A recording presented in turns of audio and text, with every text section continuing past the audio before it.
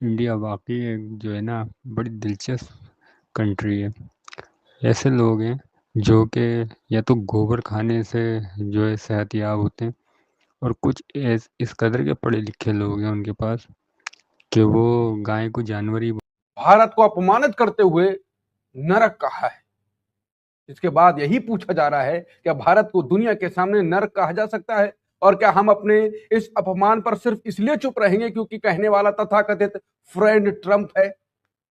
आज एक ऐसी खबर है जिसने हर हिंदुस्तानी के स्वाभिमान को झकझोर कर रख दिया। अमेरिकी राष्ट्रपति ट्रंप ने एक ऐसा पत्र साझा किया जिसमें भारत को हेल होल यानी नरक कहा गया। इतना ही नहीं, भारतीय प्रवासियों को लैपटॉप वाला गैंगस्टर तक बोल दिया गया। यही नहीं, पूर्व अमेरिकी राजदूत रहम इमैनुअल जो 2008 में 28 में राष्ट्रपति चुनाव भी संभावित लड़ भी सकते हैं, उन्होंने खुद कहा कि ट्रंप प्रशासन के दौरान अमेरिका ने एक तरह से भारत के मुंह पर, शब्द बड़ा अजीब है लेकिन उन्होंने कहा है, स्पीट किया यानी कि थूका है। लेकिन लगातार इतने अपमान के बाद भी हमारे देश के मुखिया एक रहस्यमय चुप्पी साधे हुए हैं। ये वही ट्रंप है जिनके लिए भारत में एक वर्ग ने राष्ट्रपति बनाने के लिए यज्ञ किया था, और अब उसी राष्ट्रपति ने भारत को नरक कहा है। अब सवाल यही है, क्या एक और यज्ञ के बाद ट्रंप हमारे पद में कुछ बढ़ोतरी कर सकते हैं? ये नरक की भी एक कॉलोनी घोषित कर सकते हैं? और आखिर में सवाल, क्या अब की बार ट्रंप सरकार का नारा लगाने वाले मोदी इस बेइज्जती का घूंट पीकर रह जाएंगे, या फिर स्वाभिमान की भी कोई जगह बची हुई है? इसी पर करते हैं चर्चा। ये तो कहते हैं कि अति का भला न बोलना, अति की भली न चूप, अति का भला न बरसना, अति की भली न धूप। ये तो अति से भी अति ज्यादा हो गया, अब तो कुछ भी बोल रहे हैं वो। नहीं, कुछ भी नहीं बोल रहे हैं, वो भारत को अपमानित कर रहे हैं। वो किसी हाँ दूसरे देश के बारे में क्या बोलते हैं, इससे हमें परेशान होने की जरूरत नहीं, उससे हमें चिंता करने की जरूरत नहीं है। हाँ लेकिन हमें चिंता करनी चाहिए और हमारा खून तब खौलना चाहिए जब अमेरिका का राष्ट्रपति भारत के बारे में इतनी घटिया, इतनी गंदी बातें कहे। और उससे भी ज्यादा खतरनाक ये है कि भारत सरकार के मुंह पे ऐसा लगता है जैसे दही जमी हुई है। वो इस पर किसी तरीके की कोई प्रतिक्रिया नहीं देना चाहते, या प्रतिक्रिया नहीं दे सकते, या प्रतिक्रिया देने की स्थिति में नहीं। ये तीनों ही स्थिति देश के लिए अच्छी स्थिति नहीं है।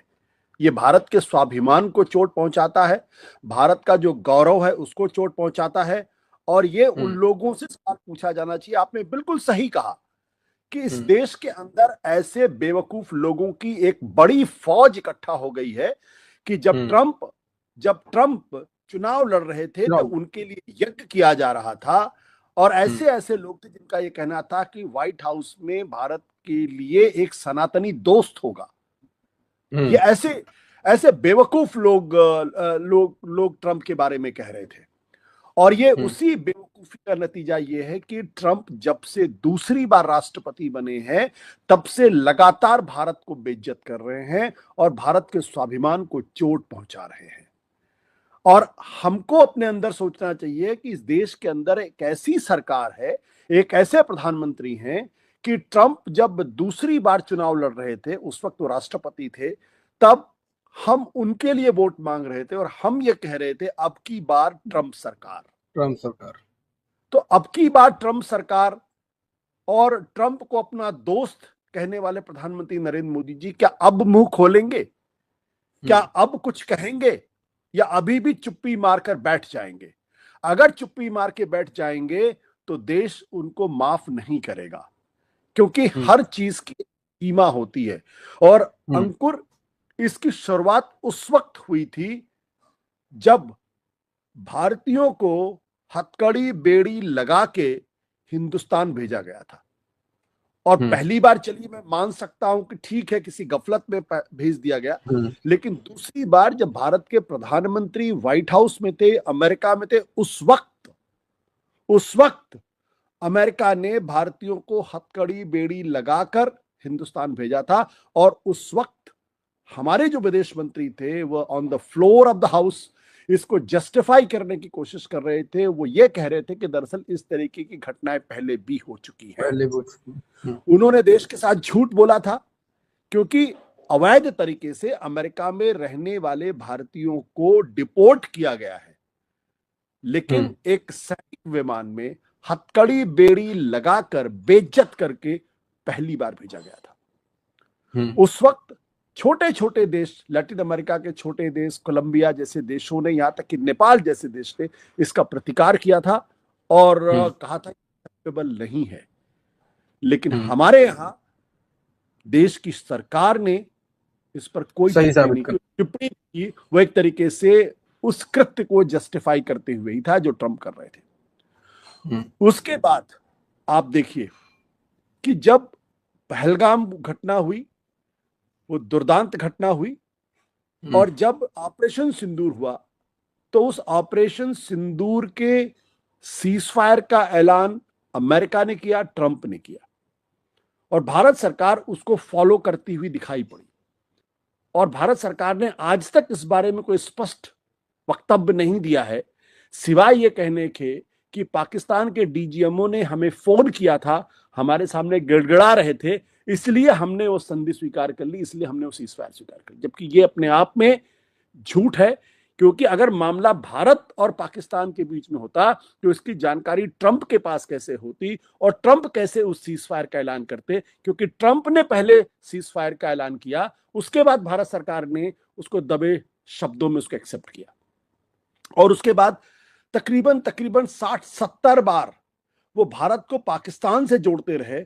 आसिम मुनीर, शहजाद शरीफ की तुलना भारत के प्रधानमंत्री से करते रहे और लगातार भारत को बेइज्जत करते रहे, और भारत के अंदर ये आवाज लगातार उठती रही कि आखिर भारत सरकार इस पर कब बोलेगी, कब बोलेगी, कब बोलेगी, प्रधानमंत्री के मुंह से कब आवाज निकलेगी, कब वो कहेंगे कि ट्रंप झूठ बोल रहे हैं।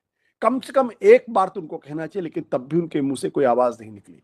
उसके बाद जब टैरिफ का मामला हुआ, और टैरिफ में जिस तरीके से भारत को टैरिफ किंग कहा गया, फिर अपमानित करने का काम क्या। दुनिया में सबसे ज्यादा टैरिफ भारत के ऊपर लगा ब्राजील के साथ, 50% से ज्यादा टैरिफ। 25% नॉर्मल टैरिफ लगाया गया, और 25% इसलिए टैरिफ लगाया गया क्योंकि भारत रूस से तेल खरीद रहा था सजा के तौर पे। तब भी हम चुप रहे, तब भी हमें प्रतिकार करना था, तब भी हम चुप रहे। हमारी दिलचस्पी, हमारे सरकार की दिलचस्पी इसमें ज्यादा थी कि हम अमेरिका से कोई डील कर लें, और जो डील भी हुई वो डील भारत के लिहाज से ठीक नहीं थी, वो डील एक तरीके से अमेरिका के लिए थी। फिर भी हमारी सरकार चुप रही कि ये बताने की कोशिश कभी नहीं की, बल्कि उसको एक विक्ट्री के तौर पर पेश किया गया कि देखिए भारत का जो टैरिफ लगा था वो 50% से घट के 18% हो गया। वो इस बात को नहीं बता रहे थे कि जो भारत का जो टैरिफ लगता था वो पहले 3% लगता था, अब उस पर 18% टैरिफ लगेगा, यानी भारत को नुकसान होगा, और भारत मुफ्त में उनको चीज देने के लिए तैयार हो गया था। तो मैं जो बात कहना चाहता हूं ये कि ये एक सीरीज है, एक श्रृंखला है, पूरी श्रृंखला है भारत के चुप रहने की, भारत सरकार के अपमानित होने की। और उसका जब मैं भारत सरकार कहता हूं तो मोदी सरकार के बारे में मैं बात करता हूं। जब वो चुप रहे, जब उन्होंने कुछ नहीं बोला, तब ये सवाल खड़ा हुआ आखिर ऐसा क्यों है। क्या कोई ऐसी चीज है जिसकी वजह से वो डरे हुए हैं? क्या कोई ऐसी चीज है जिसकी वजह से उनको परेशान किया जा रहा कि अगर आप बोलेंगे या कुछ कहेंगे, कोई वक्तव्य देंगे, तो क्या ऐसा तो नहीं कुछ ऐसी चीजें हो जाए जिससे कि दिक्कत पैदा हो जाए? आप सोचिए, अमेरिका का एक राष्ट्रपति भारत के प्रधानमंत्री के बारे में कहता है कि अगर मैं कुछ बोलूंगा तो उनका राजनीतिक करियर खत्म हो सकता है। और ये लगभग उसी समय की स्थिति है जब एप्स्टीन पर से खुलासे हो रहे थे। एप्स्टीन फाइल में तमाम तरीके के खुलासे हुए, और भारत के एक केंद्रीय मंत्री का नाम उसमें था कि वो एप्स्टीन से मिलकर व्हाइट हाउस में पैठ बनाने की कोशिश कर रहे थे, और एक बार नहीं कई बार मिले थे। 60 से ज्यादा ईमेल के एक्सचेंजेस एक दूसरे के बीच में थे।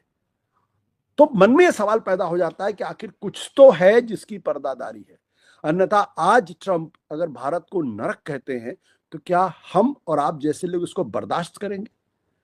और अगर हमारा और आपका खून खौल रहा है, हमको और आपको इस पर अपमानित महसूस कर रहे हैं, क्या देश के प्रधानमंत्री अपमानित नहीं महसूस कर रहे हैं? क्या उनको इस पे नहीं बोलना चाहिए?